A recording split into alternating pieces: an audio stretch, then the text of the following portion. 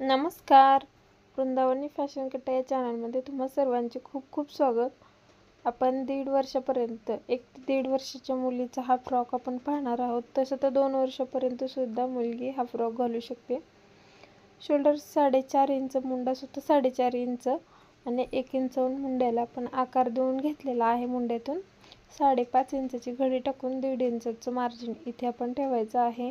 Margin असल्यामुळे ही 2 वर्षापर्यंत आरामशीर हा फ्रॉक जो आहे तो खूप सुंदर असा आपल्या छोट्याशा मुलीसाठी तुम्ही नक्कीच शिवू शकता किंवा ट्राय करू शकता.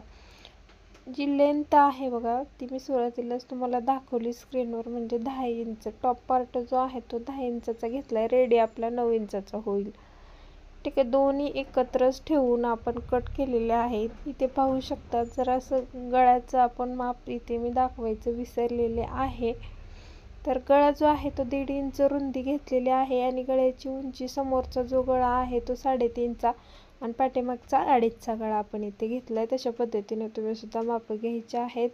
उरलेल्या साडीच्या कपड्यापासून मी हा फ्रॉक तयार केलेला आहे. तर पदर जो होता त्यामध्ये हे छोटे छोटे तुकडे आपण या साड्यापासून आपण 2 लहान मुलींच्या साड्या शिवल्या होत्या व त्यातून आपल्याला हा कपडा मिळालेला आहे थोडासा.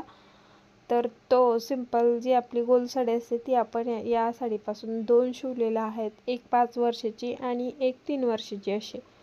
तर त्यातून हा थोडासा कपडा शिल्लक राहिला तर त्यातून मी छान असा फ्रॉक तयार करते. तुम्ही सुद्धा नक्की उरलेल्या कपड्यापासून किंवा साडीपासून सुद्धा अशा पद्धतीचा टॉप जो आहे तो फ्रॉक म्हणाल, वन पीस असं म्हटलं तरी चालेल, 2 वर्षापर्यंतची आपली मुलगी आरामशीर घालू शकते. बघा, आपण जो बाजारातून ड्रेस घेतो त्यापेक्षा खूपच सुंदर ड्रेस असा होतो. नक्कीच तुम्ही घेण्या अगोदर जर शिलाई काम येत असेल तर या पद्धतीने तुम्ही नक्की ट्राय करा.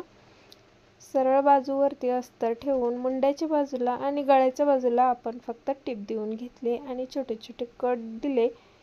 आता ते पलटवून घ्यायचं आहे. स्लीवलेस फ्रॉक असणार आहे हा, त्यामुळे खूप छान डिझाईन आहे फ्रॉकची, म्हणजे पॅटर्नच खूप सुंदर आहे आणि बनवायला तर अतिशय सोपा आहे. कोणीही जरी तुम्ही पहिल्यांदा जरी बनवलं तरी तुम्हाला समजणार आहे. आता गळ्याचं माप थोडंसं सांगायचं राहिलेलं आहे तर तेवढं प्लीज ॲडजस्ट करा. 1.5 इंच गळा रुंदी आपल्याला इथे घ्यायची आहे आणि गळ्याची उंची समोरील 3.5, पाठीमागची 2.5. मी परत सांगते तुम्हाला, अशा पद्धतीने घ्या नक्कीच. फ्रॉक हा 1.5 वर्षाच्या पर्यंतचे किंवा 2 वर्षे, आता मुलगी कशी आहे त्यावर सुद्धा असू शकतं. जर नाजूक मुली असते तर 2.5 वर्षापर्यंत सुद्धा हा फ्रॉक आरामशीर घालू शकतात. आता बॅक आणि फ्रंट आपण एकत्रच ठेवून कट केले होते, तर शिवून आपल्याला ते घ्यायचे आहेत. आता घेतले म्हणजे आणि छोटे टक्स द्यायचे आहेत आपण कमरेला, कारण फिटिंगमध्ये खूप सुंदर बसतो. जरी लहान मुली असतील तरी सुद्धा टक्सची गरज आहे का असा प्रश्न बऱ्याच जणांना असतो. तर गरज असते, कारण आपलं लहान मुली जरी असतील तरी त्यांचं पोट थोडंसं पुढे असतं, मग ते व्यवस्थित फिनिशिंग शिवाय म्हणजे फिनिशिंग येत नाही.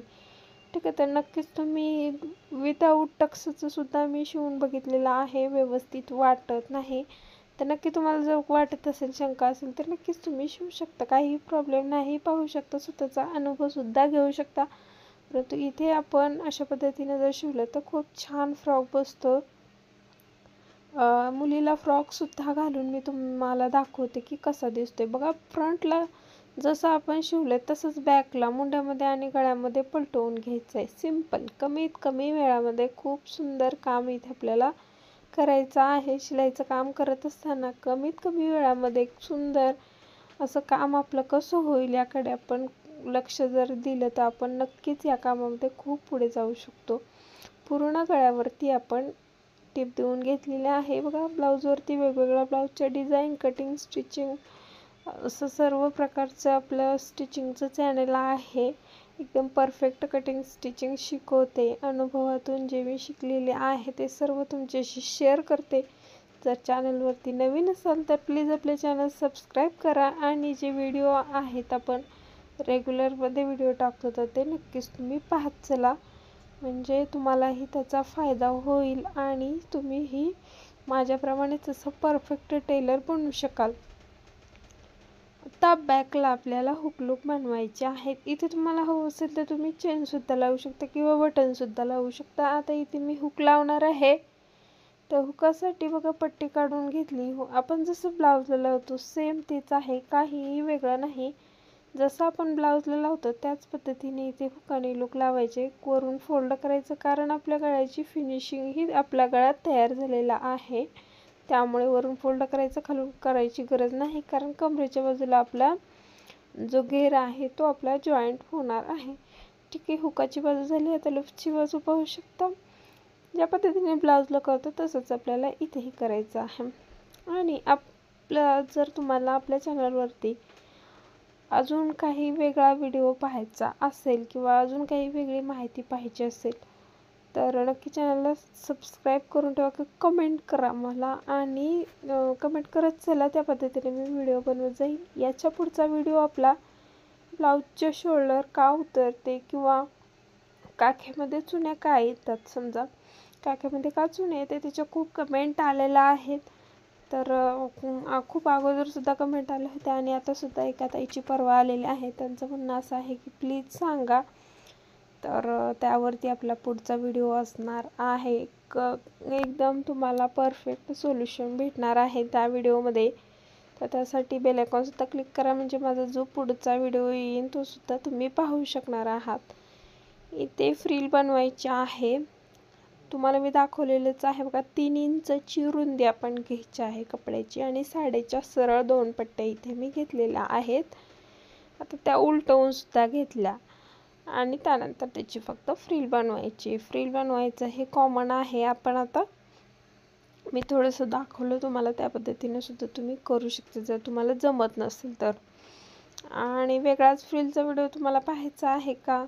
जर पाहायचं असेल तर सांगा मला. त्याचंसुद्धा मी एक डिटेलमध्ये कशा पद्धतीने आपण फ्रिल बनवू शकतो त्यावरती सुद्धा व्हिडिओ तुमच्याशी डिटेल शेअर करेन, कशा पद्धतीने करायचं आहे ते. आणि जर जमलं तर ठीकच आहे. आता गळ्यावरती समोरच्या फ्रंटला मी कसं जोडून घेतले बघा. इथे बघा, ही फ्रिलची डिझाईन जी आहे ती अशा पद्धतीने घेऊन इथे आपल्याला एक फूल तयार करायचं आहे. आता घेर जो आहे आपला तो ह्या कलरचा आहे, त्याचा आपलं फूल आपण फ्रिल बनवली आहे त्या कलरचा घेर असणार आहे साडीचा कपडा.